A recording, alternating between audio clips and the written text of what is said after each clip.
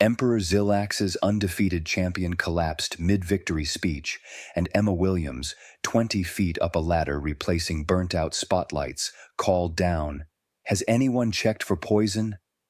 The arena fell silent. 47 star systems, trillions of viewers, all watching the ceremonial broadcast as Korvax, champion blade master of the Imperial Court, defender of the realm for 3 centuries, crumpled to the polished stone floor like a puppet with cut strings. Commander R. Hill's hand went to his weapon. "Secure the human. She may be—" "Oh, for crying out loud," Emma said, descending the ladder with her tool belt jangling. "I'm not the assassin. I'm the person who noticed your guy has a puncture wound on his neck that definitely wasn't there an hour ago when I was installing the light rig." The Emperor rose from his throne, his crest flaring violet with rage. "You dare interrupt! Your Majesty," Rahil cut in, his tactical scanner already sweeping the fallen champion.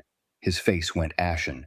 She's correct. Micro-penetration wound, 0.7 millimeters. Our initial scan missed it completely." Emma hopped off the last rung, pulling a protein bar from her pocket. "Yeah, that's because you're looking for energy signatures and plasma residue. This is old-school assassination, like basic Earth Detective podcast stuff." She took a bite. "Probably a delayed-action biotoxin. You'll want to check what he touched in the last 6 hours." The Imperial medical team rushed forward with scanning equipment that cost more than most planetary economies. They found nothing. Emma walked over, still chewing, and knelt beside the body. "May I?" According to YouTube analytics, 99.6% of viewers are not subscribed. That's a huge number. By subscribing the channel that is completely free, you'll help support the channel and never miss fresh content. "Absolutely not," Rahil moved to block her. "This is a sacred—" "Commander," the Emperor's voice cut like sharpened ice. "Let her proceed." Emma gently turned Korvax's head, examining the blade still clutched in his hand. Coating on the weapon. See that discoloration? Someone applied something to the grip." She looked up at the assembled court. "Who last handled this blade besides him?" Silence. "Right," Emma stood, wiping her hands on her maintenance coveralls. "So, you've got a ceremonial weapon that's been compromised, a dead champion, and about 47 star systems watching this go sideways on live broadcast." She glanced at the Emperor. "This is above my pay grade, but you might want to address that before everyone assumes it's a military coup." The Emperor stared at her, then at his commander, then at the trillion-strong audience watching across the cosmos.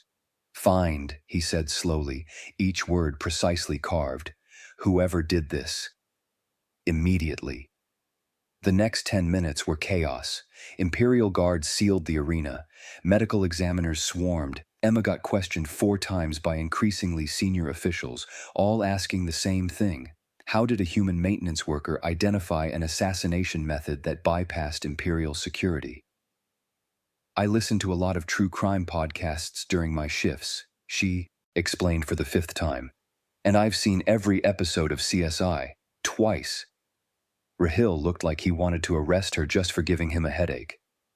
"What is CSI?" "Crime show, from Earth." "Look, can I get some coffee? I've still got 6 arenas to service today, and this is eating into my lunch break." "The Emperor's champion is dead," Rahil said through clenched teeth. "And you're concerned about your lunch break?"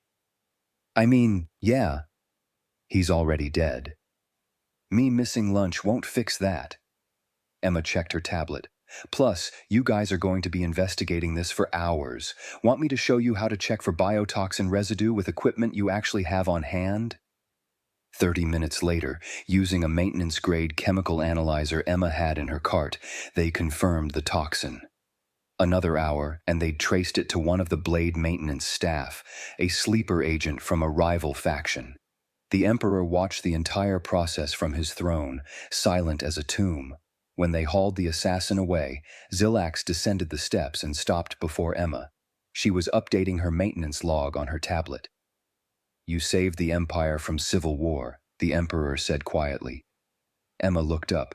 "I just pointed out the obvious stuff. Your people did the actual work. My people, Zilak said, were about to execute the wrong suspects and trigger the exact conflict our enemies desired. His eyes, 3 of them, arranged in a triangle, fixed on her with uncomfortable intensity. You solved in minutes what would have taken us days. Right place, right time, I guess. Emma shifted uncomfortably. So, am I free to go? I really do have work. My champion is dead. The Emperor's voice carried across the arena. Korvax held the title for 347 consecutive victories. He was the finest blade master in Imperial history. That sucks. I'm sorry for your loss. No warrior in this empire could match him. No blade in the galaxy could best his technique. Zilax's crest flared again, this time with grief. And now he falls to cowardice and poison rather than honorable combat. Emma started to offer condolences, then noticed the way the Emperor's hands were shaking, not with weakness, with rage. Oh no. No one, Zilax declared, his voice amplifying across every speaker in the arena, across every broadcast system in the Empire, could defeat my champion's blade. Emma took a step back. Your Majesty, I think you should maybe take some time to— No one! The Emperor's roar echoed. The greatest warrior the Empire has ever produced, and no one alive can claim they bested him in fair combat. Okay, Emma said carefully, but statistically speaking, that's basically impossible. Someone, somewhere, could probably— The Emperor's eyes locked onto her. Emma's stomach dropped. Oh no, no, no, no! I see where this is going, and I really think— You dare contradict me? Zilax descended another step. You believe someone exists who could have matched Korvax?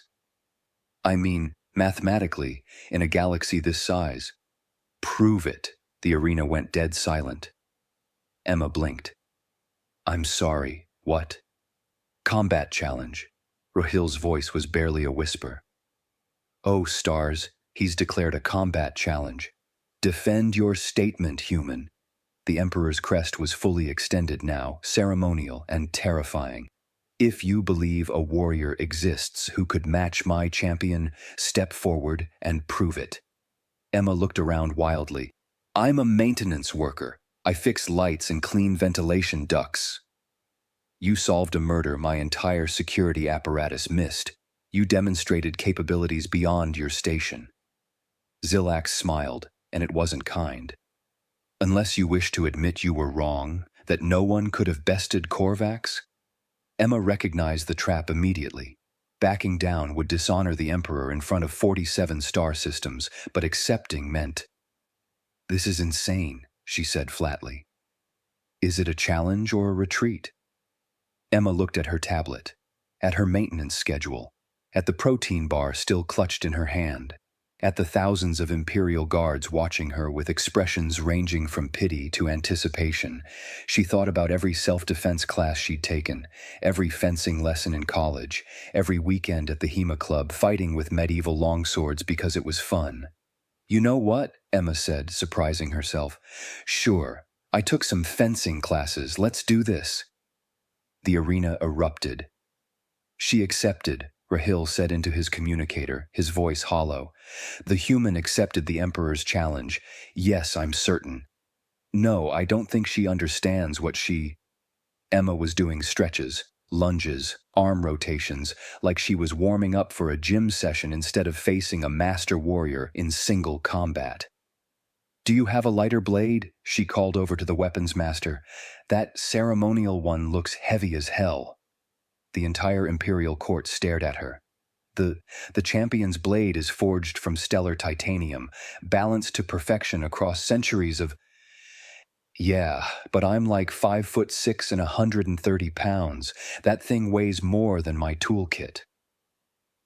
Emma walked over to the weapons rack, examining the options. Also, I'm left-handed. Do you have left-handed grips?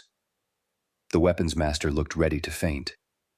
Perhaps, Arhill said carefully, we should establish the terms of— Standard Imperial challenge rules, the Emperor cut in, settling back onto his throne. First, to disarm or incapacitate. No lethal force required. He paused. I am not so grief-stricken that I seek a human's death, merely her humiliation. Gee, thanks, Emma muttered. She'd found a shorter blade, testing its weight. This'll work. Can I get 10 minutes to warm up properly? I don't want to pull something. She's treating this like a recreational activity, one of the court officials whispered. Because for humans, R. Hill realized aloud, it is. They don't have a warrior caste. They just learn combat, casually, like a hobby. That's ridiculous, another official said. Combat requires decades of dedicated training, specialized education, mental conditioning. She learned from something called podcasts, R. Hill interrupted, and solved our assassination. Their educational methods clearly function differently than we assumed. Emma finished her stretches and picked up the blade, testing a few practice swings. Her form was wrong, all wrong. The stance was too loose, the grip unconventional, the footwork completely outside imperial doctrine. The weapons master shuddered. She holds it like a tool, not a weapon. She is a tool operator, R. Hill said. That's her profession. Who challenges her? The Emperor asked. Silence. Finally, Ganix stepped forward, the second-ranked blade master, holder of 500 consecutive victories. I will restore honor to our champion's memory, my Emperor. Make it educational, Zilax said quietly. Ganix bowed, then turned to face Emma. She was drinking from a water bottle. Hey, she said, offering him a wave. I'm Emma. Sorry about your friend. Ganix's expression remained neutral as he took his position. I will make this quick. Cool. Yeah, I've got Arena 7 at 3 o'clock, so timing works for me. Rahil stepped forward. Combatants ready. Imperial challenge rules are in effect. First to disarm or incapacitate claims victory. No lethal force. Begin on my mark. He raised his hand. Mark. Ganix moved like liquid death. A textbook opening strike, testing distance and reaction time. Emma blocked it with her maintenance multi-tool she'd somehow kept in her other hand. The arena gasped. What? Emma said, backing up. No one said single weapon only. That's technically within the rules, R. Hill admitted, checking his tablet. Ganix attacked again, a 3-strike combination that had defeated masters across the galaxy. Emma parried with the blade, used the multi-tool to catch his weapon, and twisted. Ganix's sword didn't move. His technique was too perfect, his grip too strong. Emma kicked over a maintenance ladder she'd left nearby. Ganix stumbled. Using arena obstacles? One official sputtered. That's not against the rules, R. Hill confirmed, sounding strangled. The fight continued. Ganix's form was flawless, centuries of technique refined to perfection. Emma's form was chaos, improvised, reactive, using everything in reach. She grabbed hanging cables from her earlier light installation, used her tool belt as a distraction, fought like someone who'd learned combat from a dozen different sources and mashed them together. Ganix began to sweat. The impossible was happening, not because Emma was better, she wasn't. Her technique was terrible. But she was unpredictable, adaptive. She treated the honorable duel like a workplace problem to solve, using whatever resources were available. 5 minutes in, Emma caught Ganix's blade with her multi-tool, stepped inside his guard, and cable-tied his weapon hand to his belt. Silence. Ganix looked down at the plastic fastener. What is this? Zip tie, Emma said, breathing hard. We use them for cable management. She stepped back, blade lowered. Do you yield? Because I don't actually want to hurt you. Ganix tried to free his hand. The simple plastic held against his strength. He looked at the Emperor. Zilax's 3 eyes were wider than R. Hill had ever seen them. I yield, Ganix said quietly. The arena exploded with noise, shock, confusion, disbelief broadcast across 47 star systems. Emma dropped her weapons and bent over, hands on knees. Okay, that was actually pretty intense. She looked up at the Emperor. Are we good? Honor satisfied? The Emperor descended his throne slowly. Each step echoed. He stopped before Emma and did something Arhill had never seen in his 70 years of service. He laughed. "You," Emperor Zilak said, still laughing, "defeated my second greatest warrior using maintenance equipment and environmental obstacles." "I mean, yeah?" Emma straightened up. "You didn't specify." "You treated an Imperial combat challenge like a puzzle to solve rather than a test of martial prowess." The Emperor's laughter faded into something more contemplative. "You have no formal combat training?" "I took fencing in college, join a HEMA club on weekends. That's historical European martial arts. We hit each other with fake swords for fun." Emma shrugged. "And I've done some Krav Maga, basic self-defense stuff." "For fun," the Emperor repeated slowly. "Yeah, it's good exercise." Rahil was accessing human cultural databases frantically. His face grew progressively paler. "Your Majesty, she's not exaggerating. Humans engage in combat training recreationally, millions of them, with no military or professional purpose." "Why?" one of the court officials demanded. "Because it's fun," Emma repeated. "Why do you need another reason?" The weapons master stepped forward. "But your technique is foundationally flawed. Your stance, your grip, your footwork, all wrong according to proper blade work."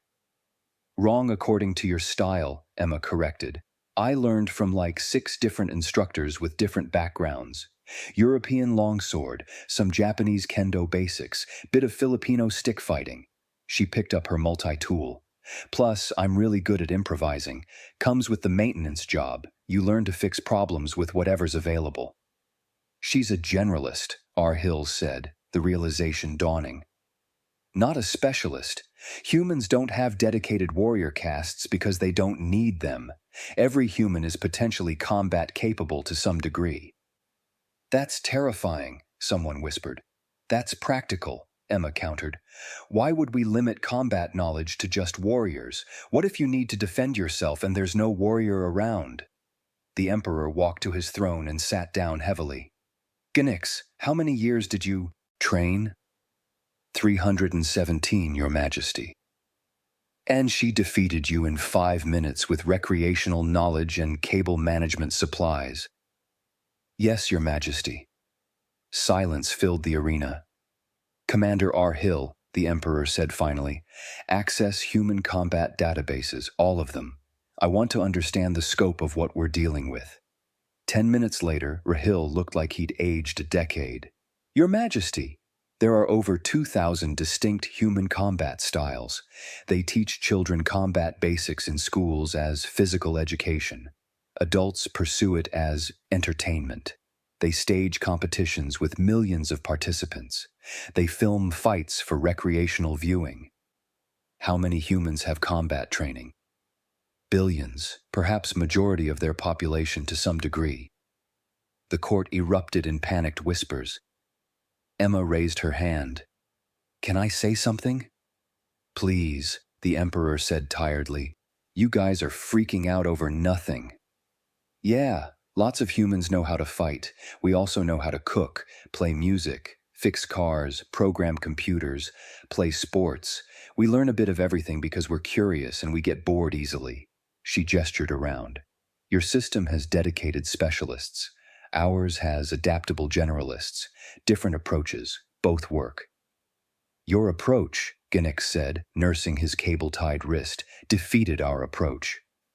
"In this specific scenario, sure. Put me in a formal tournament against actual professionals, I'd get destroyed." Emma grabbed her water bottle again. "But this wasn't a formal tournament. It was a weird honor duel where standard rules didn't fully apply, so my improvisation worked better than your specialized training." The Emperor studied her. "You're remarkably calm about defeating an Imperial warrior." "I'm remarkably tired and hungry," Emma corrected, "and I still have work to do. Can I go, or is there more honor challenging I need to handle?"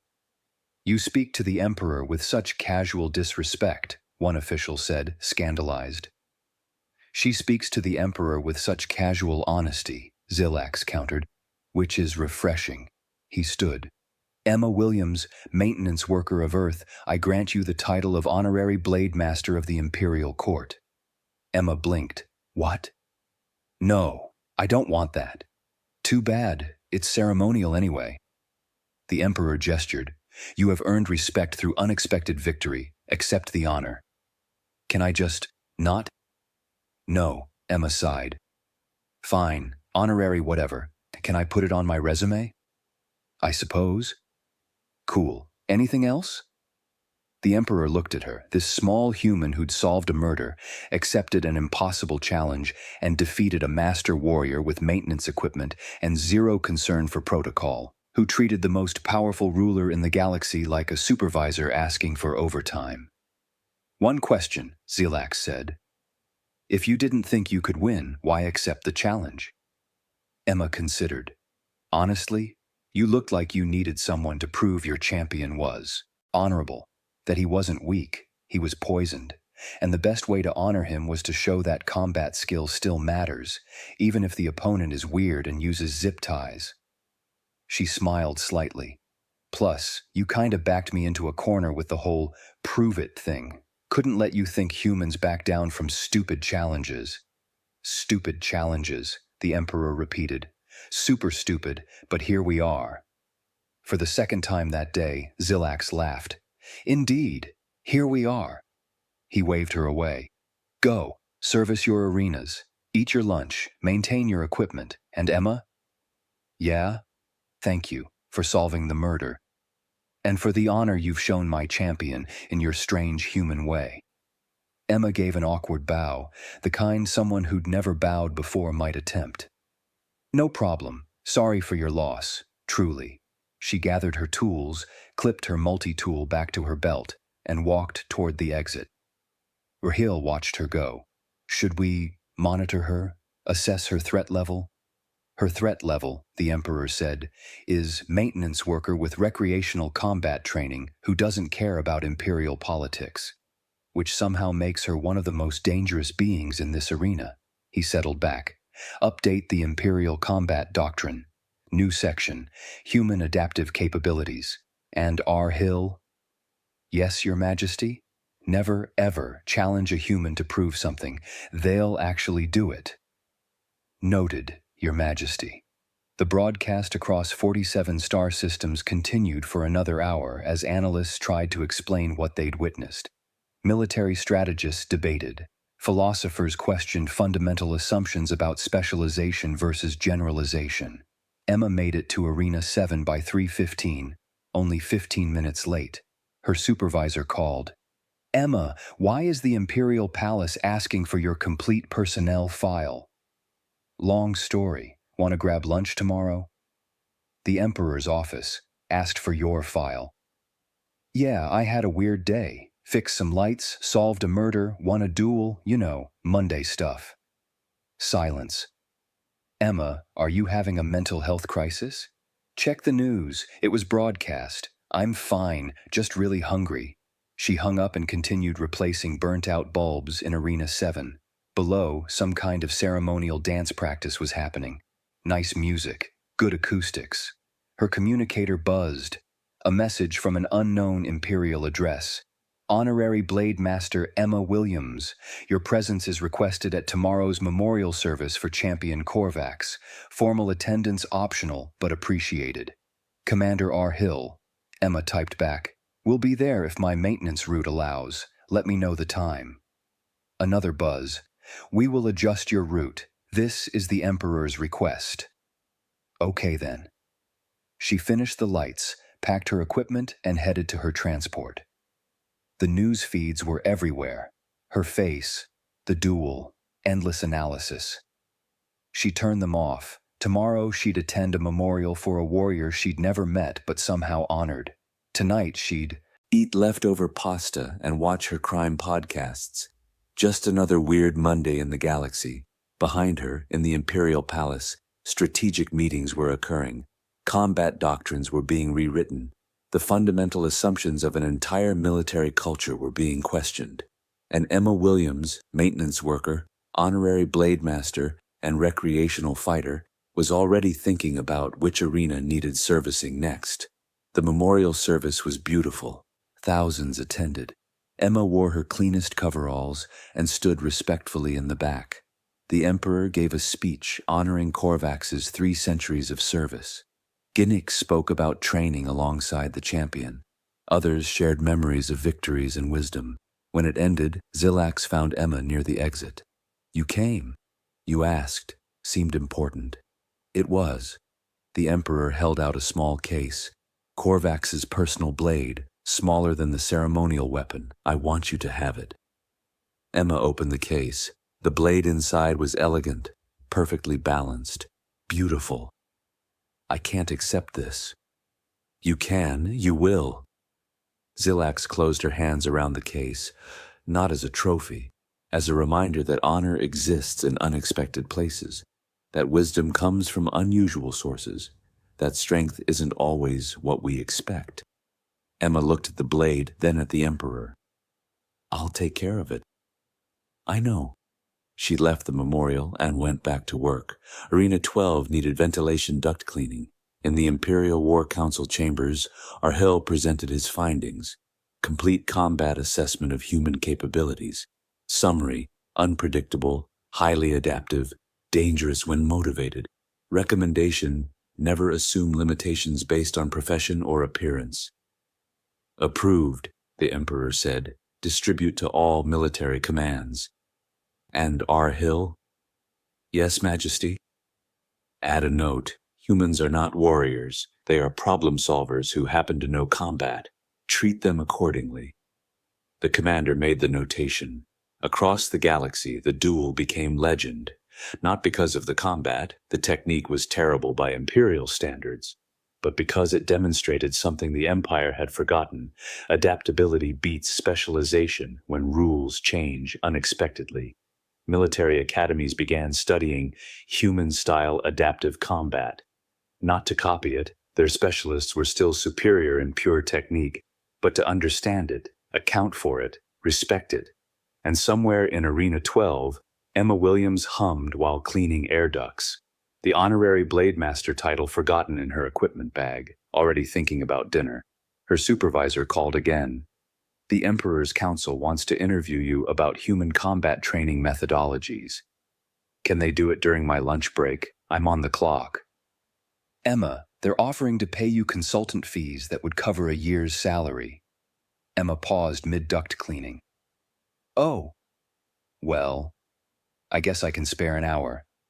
She scheduled the meeting, finished the ventilation work, and moved to the next task on her maintenance route. Behind her, empires adjusted, military doctrines evolved, understanding shifted, and Emma Williams, the maintenance worker who'd accidentally changed galactic combat theory with zip ties and recreational fencing, was mostly just pleased that she'd get to try that new Thai restaurant with her consultant bonus. The galaxy learned its lesson that day. Never underestimate a human with a maintenance background, a weird hobby, and nothing to lose. They were usually the most dangerous ones of all.